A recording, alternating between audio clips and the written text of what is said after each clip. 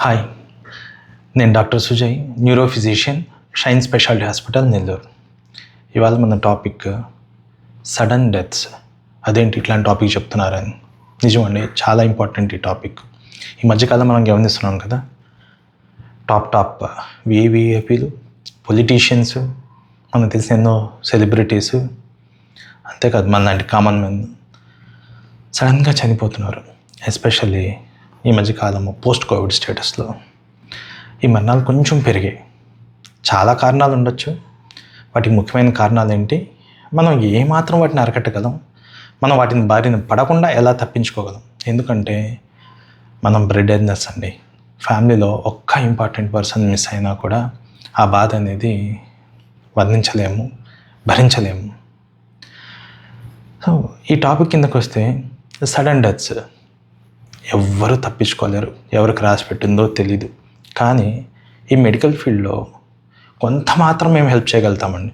ఆ కొంత మాత్రం ఏమి హెల్ప్ చేయగలుగుతాము అనేది ఈ వీడియోలో మీకు క్లుప్తంగా చెప్తాను. అది ఎవరైనా కావచ్చు, డబ్బు ఎంతైనా ఉండొచ్చు, ఏమైనా వైద్యం చేసుకోవచ్చు. కానీ తగిన సమయంలో తగిన జాగ్రత్తలు తీసుకోకుంటే మాత్రం మనం ఆకస్మిక సడన్ డెత్స్ని నివారించలేమండి. అది ఎవరైనా దానికి గురవచ్చు.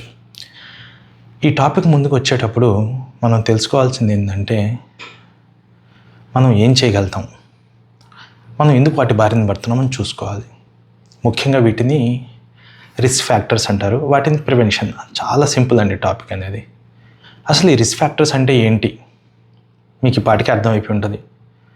రిస్క్ ఫ్యాక్టర్స్ అంటే ఆ ఫలానా సడన్ డెత్కి ఏవేవి కారణాలు అని. ఆ కారణాలు ఏంటి అంటే రివర్సిబుల్, ఇర్రివర్సిబుల్గా చెప్పుకుంటాం. అంటే కంట్రోల్ చేయగలిగినటివి, కంట్రోల్ చేయలేనటివి అని అర్థం. అంతే. కంట్రోల్ చేయగలిగే రివర్సిబుల్ ఫ్యాక్టర్స్ మీకు బాగా తెలుసు. Uncontrolled sugars, uncontrolled BP, smoking, alcohol, high cholesterol levels, స్థూలకాయము, స్ట్రెస్. ఇవేనండి మెయిన్ కారణాలు. ఈ మధ్యకాలం బయట చాలామంది చెప్తున్నారు కోవిడ్ వచ్చిన తర్వాత ఇలా అయింది, అలా అయింది, వ్యాక్సిన్ వేసిన తర్వాత ఇలా అయింది, అలా అయింది అనేసి. వాటికి తగ్గట్టుగా రిస్క్ ఫ్యాక్టర్స్గా పరిగణిస్తాం, వాటికి కూడా కంట్రోల్ చేయగలుగుతాం. రెండోది ఇర్రివర్సిబుల్ రిస్క్ ఫ్యాక్టర్స్. అంటే ముఖ్యంగా వచ్చేది ఏజ్ అండి. ఇంక్రీజింగ్ ఏజ్, బాగా వయసు పైబడుతున్నప్పుడు మనకి సెల్స్ డీజనరేట్ అవ్వడము, మనం ఈ రిస్క్ ఫ్యాక్టర్స్కి గురవడము జరుగుతూ ఉంటుంది. దాన్ని మనం కంట్రోల్ చేయలేము. రెండోది జెనెటిక్, జన్యు పరిమాణాల లోపాల వల్ల, కొన్ని కారణాల వల్ల మెదడుపోటు కానీ గుండెపోటు కానీ వస్తూ ఉంటుంది. వాటిని కూడా మనము కంట్రోల్ చేయలేం, కానీ ఆపలేం. కానీ అంతో ఇంతో ఆ రిస్క్ నుంచి కూడా తప్పించుకోగలుగుతాం, ముఖ్యంగా మనం జాగ్రత్తలు తీసుకున్నట్లయితే. సరే, ఈ రిస్క్ ఫ్యాక్టర్స్ తెలుసుకున్నాం. వీటిలో ఎలా ప్రివెంట్ చేయడం. ప్రివెన్షన్ 3 ఆస్పెక్ట్స్లో నడుస్తుంది మెయిన్గా. First one is primordial prevention, primary prevention. Second one, third one ఇది సెకండరీ ప్రివెన్షన్. ప్రైమార్డియల్ ప్రివెన్షన్ అంటే ఏవైతే నేను ఇందాక చెప్పిన రిస్క్ ఫ్యాక్టర్స్ మనలో లేవు, పేరెంట్స్కి ఉన్నాయి. తల్లి కానీ, తండ్రి కానీ, తాత ముత్తాలు కానీ, ఎవరికైనా షుగర్ కానీ, బీపీ కానీ, ఇట్లాంటి రిస్క్ ఫ్యాక్టర్స్ ఉన్న వాళ్ళలో మనకు వచ్చే అవకాశాలు ఎక్కువ.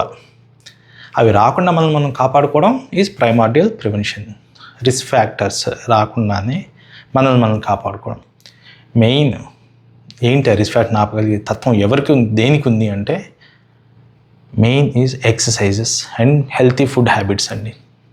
ఎక్సర్సైజ్ అంటే అని వ్యాయామాలు పడిపోయి, జిమ్ముల్లో పడిపోయి చేయడాలు ఇవి కాదు. గంటలు తరబడి ఎక్సర్సైజ్ చేయడం కాదు.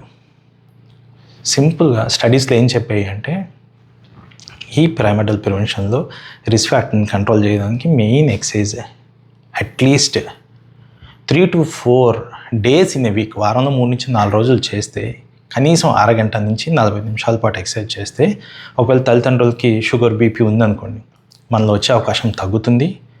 లేదా బాగా స్ట్రాంగ్ రిస్క్ ఫ్యాక్టర్స్ ఉంటే ఈ షుగర్ బీపీలు మనకు ఫర్ ఎగ్జాంపుల్ ఒక 40-50 మధ్యలో వయసులో వస్తాయనుకోండి, వీటిని మనం వ్యాయామంతో ఒక 10 ఏళ్ళు వెనక్కి దోసేయచ్చు. లేదా అంత స్ట్రాంగ్గా రిస్క్ ఫ్యాక్టర్స్ రాకుండా కూడా కాపాడుకోవచ్చు.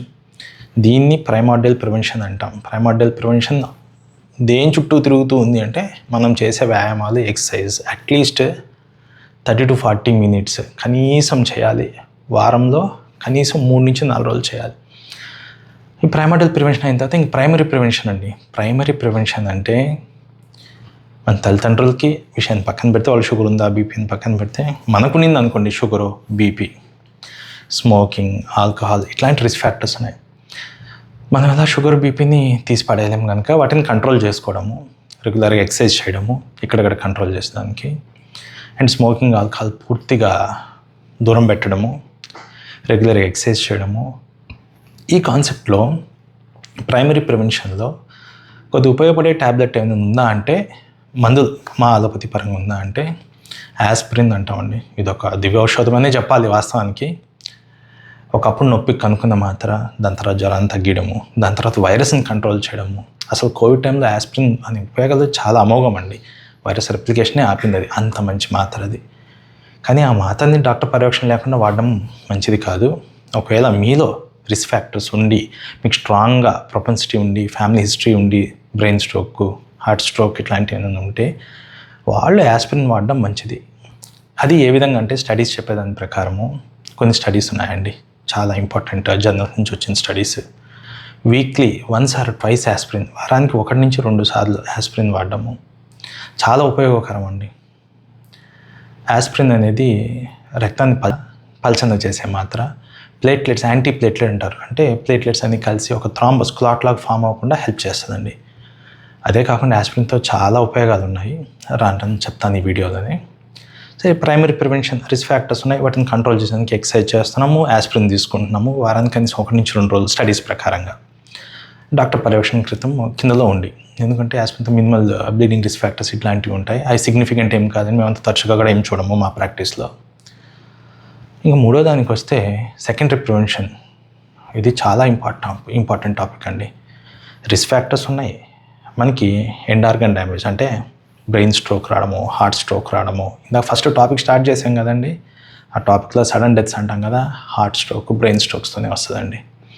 ఇట్లాంటివి వచ్చే వాళ్ళలో మనం ఏవైతే జాగ్రత్తలు తీసుకుంటే ఈ సెకండరీ ప్రివెన్షన్ మళ్ళీ ఇంకో అటాక్ రాకుండా ఆపగలుగుతాం. ఒకవేళ హార్ట్ స్ట్రోక్, బ్రెయిన్ స్ట్రోక్ ఉన్న వాళ్ళలో రిస్క్ ఫ్యాక్టర్స్ ఉన్నాయి, స్ట్రోక్ ఆల్రెడీ వచ్చేసింది, వాళ్ళకి సదరు డాక్టర్ ఏం చేస్తారంటే యాంటీప్లేటెట్స్ ఖచ్చితంగా పెడతారండి.